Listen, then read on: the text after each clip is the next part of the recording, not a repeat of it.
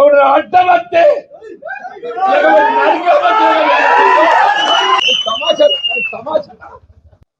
టికెట్లు పంచుకుంటానికి ఏదైతుందో ఇది నీ అయ్యే సొత్తు కాదు, అబ్బ సొత్తు కాదు.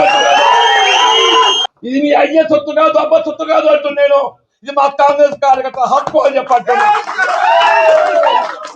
కాంగ్రెస్ పార్టీ అంగట్ల సరుకు కాదు అని చెప్పంటు నేను. రేపు రాబోయే మున్సిపల్ ఎన్నికలు ఒక్కటి కాదు,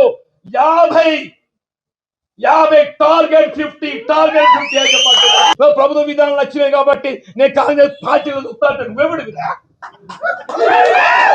ఎవడురా అని చెప్పంటు నేను. కాంగ్రెస్ పార్టీ అంతర్గత వ్యవహారాలలో జోక్యం చేసుకుంటే మాత్రం సహించేది లేదు అని చెప్పంటున్నా. నిజమైన కాంగ్రెస్ వాది, కాంగ్రెస్ పార్టీ కార్యకర్త వాళ్ళ కొరకే పోరాటం చేస్తా. కానీ సందులు వచ్చేటోళ్ళు, సందులు దూచేటోళ్ళు మాత్రం ఏదైతుందో సహించేది. ఇలా శ్రీరామచంద్ర ప్రభు ఏదైతుందో ధర్మానికి కట్టుబడి ఉన్న రావణాసుడి 10 తలలు నరికిండు. రావణాసుడి 10 తలలు నరికిండు. నువ్వెంత నీకు ఒక్క తలకాయ ఉంది.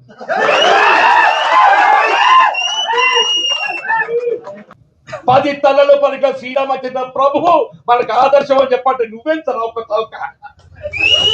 నేను ప్రజాస్వామ్యం నిలబెట్టడానికి కొరకు, నా కార్యకర్తల హక్కులు నిలబెట్టడానికి కొరకు వాళ్ళు ఏదైతుందో నా చివరి క్షణం వరకు నేను పోరాటం చేస్తా.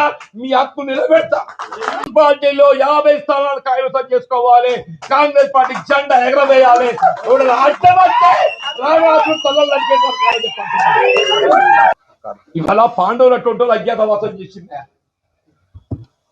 ధర్మానికి కట్టుబడ్డటువంటి పాండవులు ఏదైతుందో అజ్ఞాతవాసం చేసింది. ఇలా మనం అజ్ఞాతవాసం ఉన్నాం. పాండవులు కూడా మళ్ళీ మంచి దినాలు మన కూడా మంచి దినాలు వస్తాయి చెప్పారు. మన కూడా వాళ్ళు ఏదైతుందో మీకు నేనండా, నాకు మీరన్నా. మనకు కాంగ్రెస్ పార్టీ అన్న